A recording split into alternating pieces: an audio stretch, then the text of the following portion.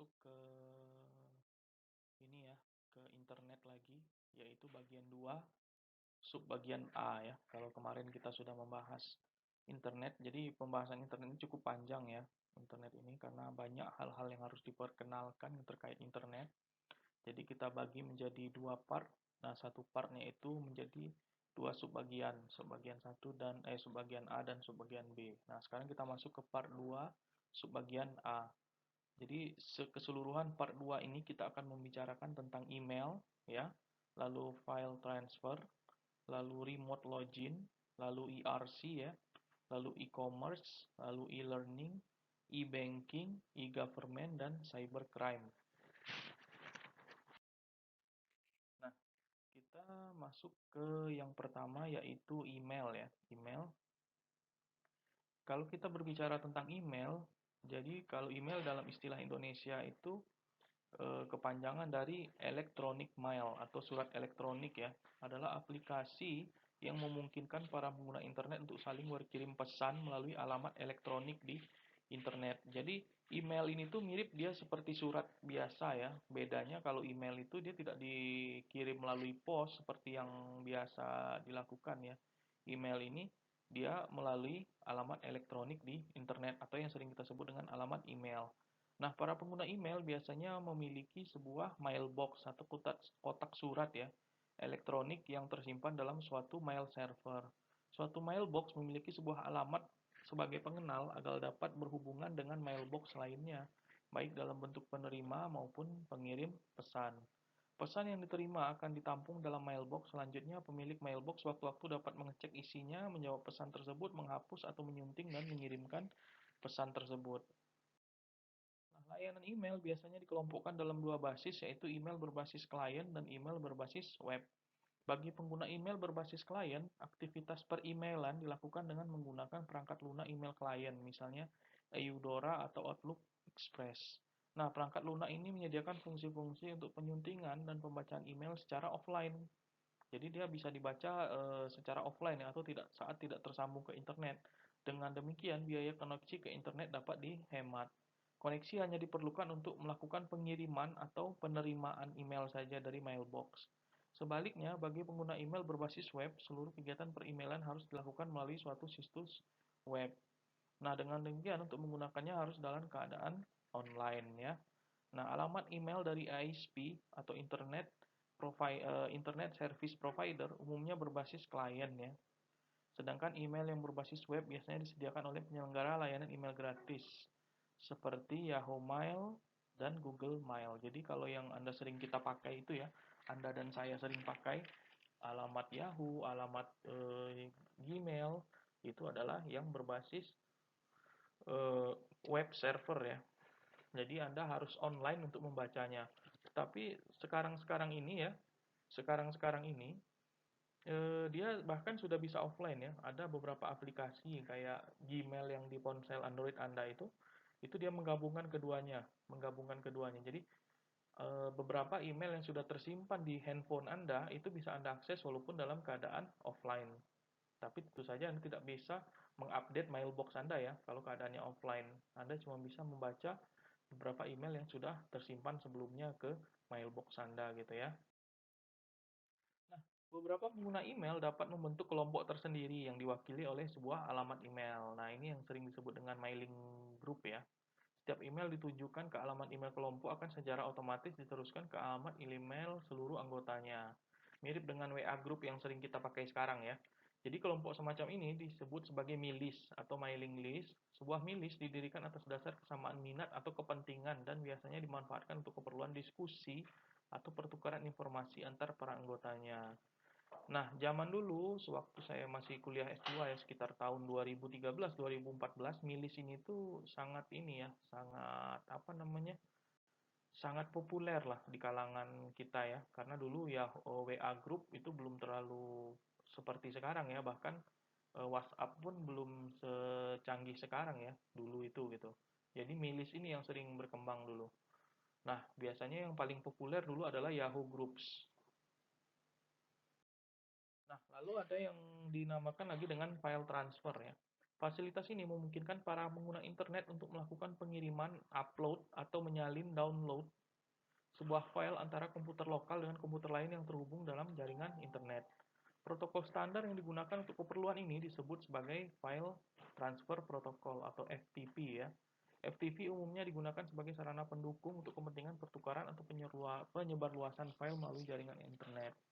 FTP ini dimanfaatkan juga untuk melakukan proses upload suatu halaman web ke web server agar dapat diakses oleh pengguna internet lainnya.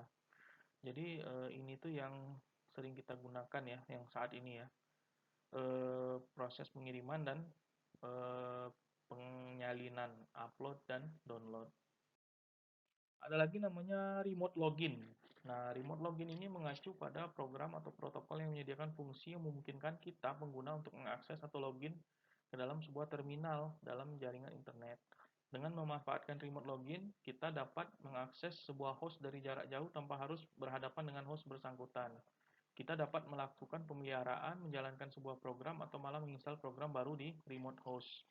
Kalau tidak salah aplikasi Google sudah ada ini. Kalau saya tidak salah Google Remote Access apa gitu namanya. Coba Anda googling ya. Itu ada aplikasi Google yang sudah. Jadi Anda misalnya lagi di rumah, Anda ingin mengakses komputer Anda yang memang sedang menyala di rumah gitu ya. Anda misalnya lagi di kampus gitu kan. Anda ingin mengakses komputer Anda yang menyala di rumah, itu Anda bisa menggunakan aplikasi ini. Ada itu aplikasi Google yang juga gratis ya. Remote login. Coba Anda googling aja remote login Google. Ini biasanya sudah ada itu. Aplikasi Google yang mendukung ini. Protokol yang umum digunakan untuk keperluan remote login, nah ini ya, ini namanya Chrome Remote Desktop yang Google ya. Nah, ini kalau misalnya Anda tertarik, silakan Anda tonton link YouTube ini ya, link YouTube ini yang istilahnya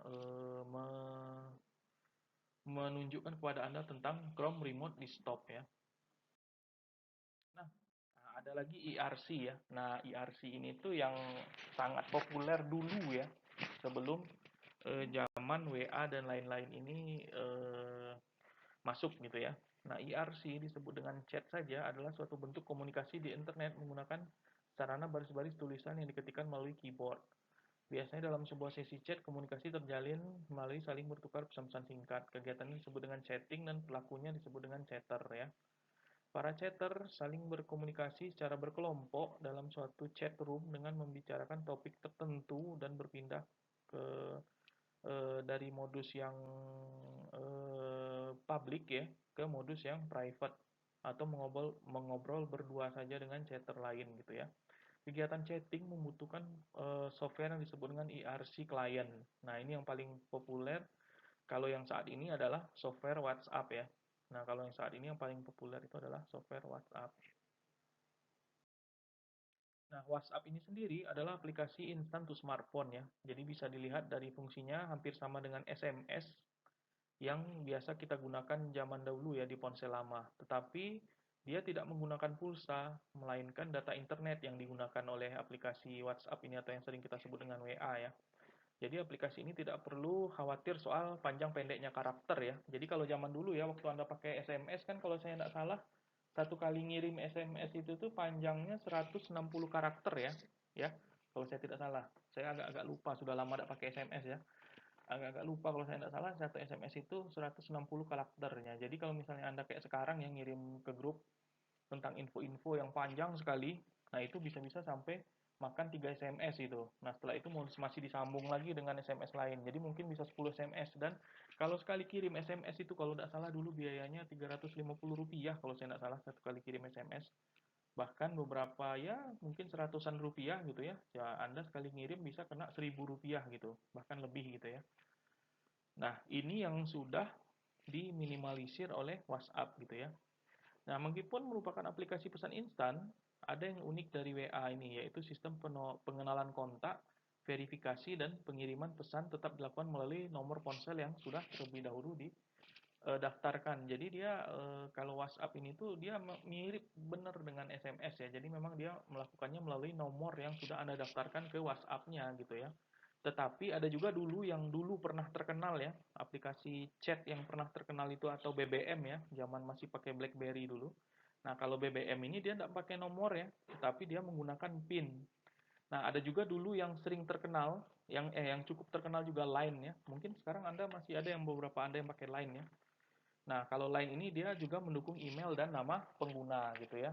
Tapi yang paling besar sekarang adalah WA atau WhatsApp ini ya.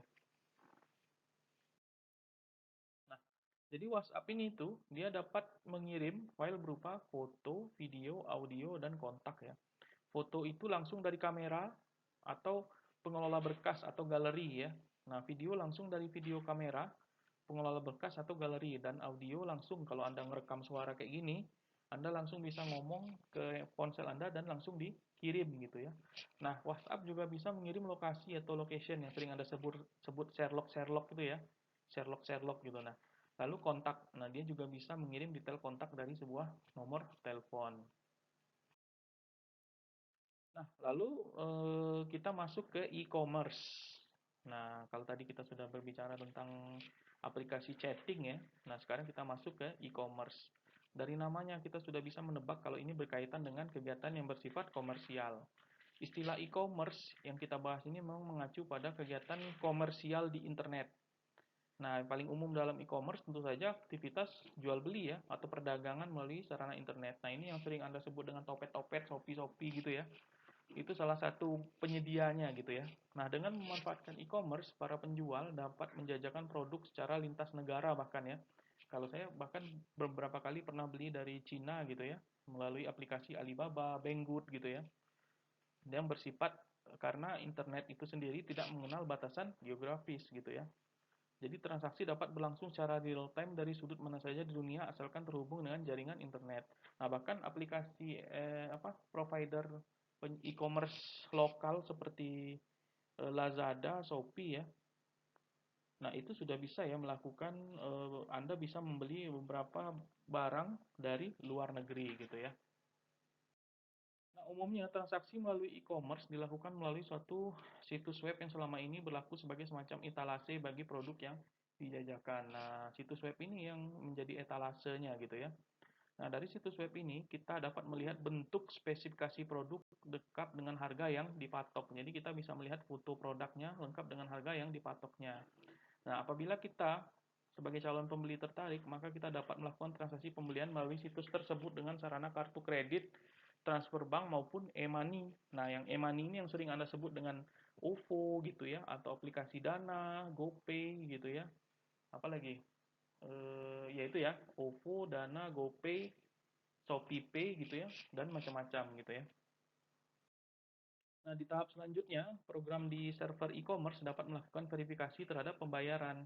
Jadi setelah Anda bayar, itu dia akan memverifikasi gitu. Jadi Anda klik saya sudah bayar gitu misalnya. Nah, lalu dia akan mengecek. Nah, setelah dinyatakan valid oleh mereka, maka transaksi dianggap sah dan barang akan dikirimkan ke alamat kita oleh penjual. Tentu saja sebelumnya saat mengisi formulir pemesanan, kita telah mengisi alamat lengkap kemana barang yang dibeli harus dikirimkan gitu ya. Lalu ada lagi yang namanya e-banking. Nah, ini bank dalam genggaman ya. E-banking atau bisa diartikan sebagai aktivitas perbankan di internet.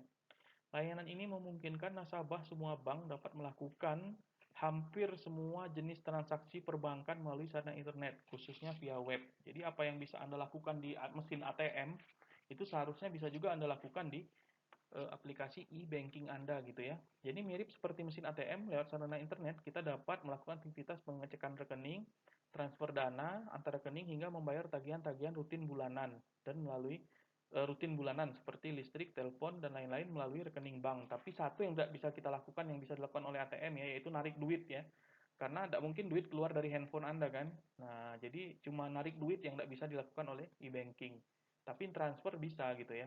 Nah, banyak keuntungan yang bisa didapatkan nasabah dengan memanfaatkan layanan ini, terutama bila dilihat dari waktu dan tenaga yang dapat dihemat dengan transaksi e-banking. Jadi yang bisa kita lakukan sepanjang kita dapat terhubung ke jaringan internet. Jadi kalau misalnya sedang petir, hujan lebat gitu ya, atau tengah malam tiba-tiba token listrik Anda habis gitu ya. Nah, Anda tidak perlu lagi nyari tukang tukang counter ya, counter yang jual token listrik gitu ya. Anda cuma tinggal buka aplikasi e-banking di handphone Anda, lalu Anda bisa langsung beli token listrik gitu. Tidak perlu lagi Anda datang ke mamang-mamang yang jualan ini ya di ruko-ruko yang biasanya kalau jam 9 sudah tutup gitu ya. Nah, ini kegunaan dari e-banking itu gitu ya. Nah, untuk dapat menggunakan layanan ini, seorang akan dibekali dengan fasilitas login dan kode akses di mana terdapat fasilitas e-banking milik bank yang bersangkutan. Selanjutnya, kita dapat melakukan login ya kayak biasa ya, kita login dan melakukan aktivitas perbankan melalui situs web tersebut gitu ya. Kalau misalnya saya pakai BRI itu biasanya pakai Brimo gitu ya. Kalau Mandiri itu Livin ya dan macam-macam. Saya tidak tahu kalau BNI namanya apa karena saya tidak pakai produk BNI ya. Nah, e-banking sebenarnya bukan barang baru di internet, tapi baru belakangan ini marak. Sebenarnya sudah dari dulu ada ya. Nah, karena ini berkaitan dengan keamanan, tentu menjadi perhatian utama dari pengelola bank di samping masalah infrastruktur yang bank yang bersangkutan. Jadi bisa dipastikan e-banking ini adalah sarana yang aman ya, yang aman Anda lakukan karena pasti sudah dijamin oleh bank akan keamanannya. Tidak mungkin misalnya Anda tidak melakukan transaksi apa-apa, tiba-tiba uang Anda berkurang gitu ya. Tidak mungkin. Nah, e-banking ini adalah sebuah sarana yang cukup aman, mirip dengan saat Anda bertransaksi di mesin ATM. Oke, mungkin itu dulu untuk pertemuan kali ini. Terima kasih atas perhatiannya. Selamat pagi, siang, sore, atau malam. Assalamualaikum warahmatullahi wabarakatuh.